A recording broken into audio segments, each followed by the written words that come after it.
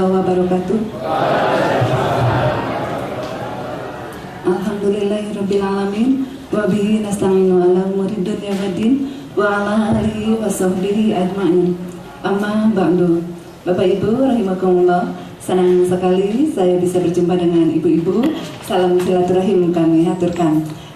Masih menyambung dari materi yang tadi disampaikan oleh Pak Haji Undang tentang kurikulum madrasah. Ketika kurikulum madrasah tidak mencapai sasaran dan tujuan yang diinginkan, dalam arti kata siswa-siswi kita atau jamaah kita dalam hal kita sebagai dai-dainya, peran bimbingan dan konseling sangatlah dibutuhkan. Nah, di kesempatan ini saya ingin sedikit membuka selayang pandang tentang itu. Bimbingan dan konseling. Bimbingan pada hakikatnya adalah satu proses pemberian bantuan dalam bentuk konsultasi antara konselor dengan klien. Sekali lagi, bimbingan adalah satu proses pemberian bantuan yang dilakukan oleh seorang ahli kepada individu dengan menggunakan berbagai prosedur dan cara agar individu tersebut dapat mandiri dan menyelesaikan masalahnya sendiri. Tidak akan terjadi ketika bimbingan dan konseling berhasil, siswa mengatakan dadi remedial tos puguh tadi tetiasa, aina diulang di nuk itu puguh begitu tiasa. Tidak akan terjadi hal semacam itu, karena titik berat dari bimbingan adalah sikap mental dan penghayatan emosional. Begitupun dengan kita kader-kader dai dan dainya tidak akan pernah mengatakan aral dakwah kasih A, kasih B, kasih C mah upami cara dan teknik kita yang benar. Kadang-kadang kita lelah dengan orang-orang di sekitar kita. Ibu-ibu terutama ketika tarik nafas panjang melihat perilaku pasangan yang tidak berkenan di hati. Betul, Bu. Iya, tarik nafas panjang. Kepada anak-anak pun demikian. Namun jika kita tahu tentang ilmu atau wawasan kita terhadap bimbingan dan konseling, itu tidak akan terjadi. Selanjutnya, konseling adalah satu proses pemberian bantuan yang didasarkan pada prosedur wawancara. Karakteristiknya atau apa prinsip dasar dari konseling di sini adalah harus memiliki konteks mencari solusi. Ketika kita dialog interaktif, ketika kita ngobrol, kita tidak punya niatan untuk mencari-cari kesalahan, tapi untuk memberikan solusi. Tidak kecemis. Biasanya ibu-ibu semakin banyak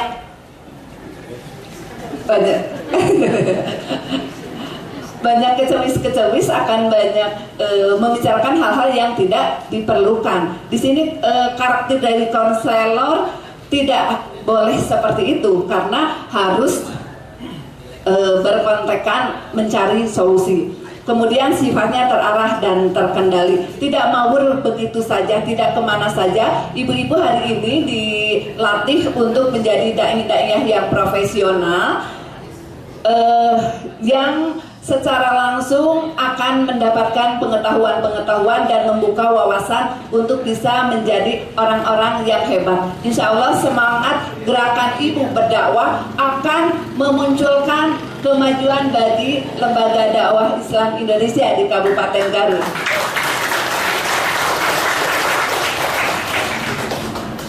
Kemudian sifatnya terbatas,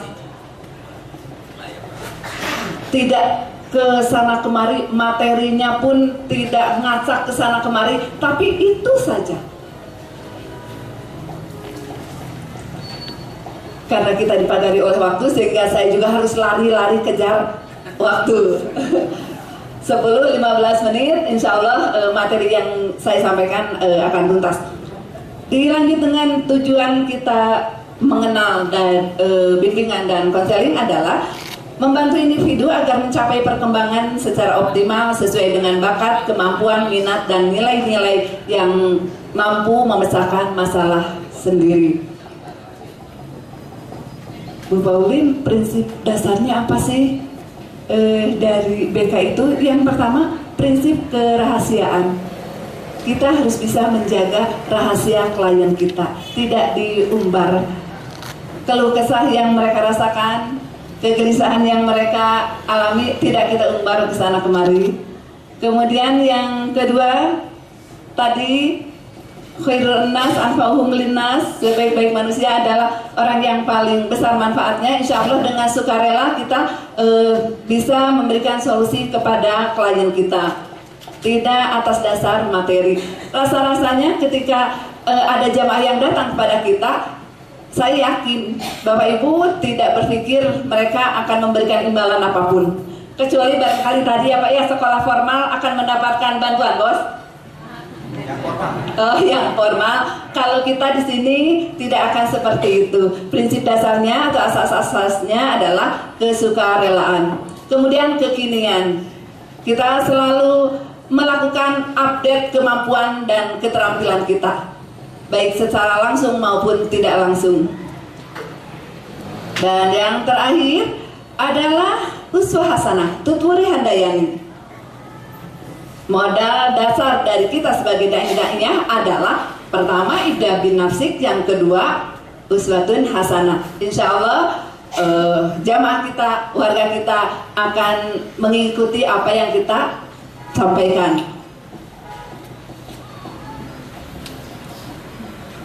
Terakhir, kesalahpahaman di dalam pelayanan bimbingan dan konseling. Jadi yang pertama menyangkut hubungan antara bimbingan dan konseling serta pendidikan. Biasanya kita suka berpikir, dah anger kene bimbingan dan konseling itu saja. Tenaga konselor itu adalah polisi di sekolah. Tenaga konselor itu adalah polisi di masyarakat. Polisi dalam arti kata kita yang mengingatkan ketika terjadi penyimpangan. Tidak seperti itu. Kemudian yang kedua, peranan konselor, kita hanya menyampaikan hal-hal yang sifatnya umum-umum saja, tidak terlalu detail, tidak terlalu mencampuri ranah pribadi seseorang.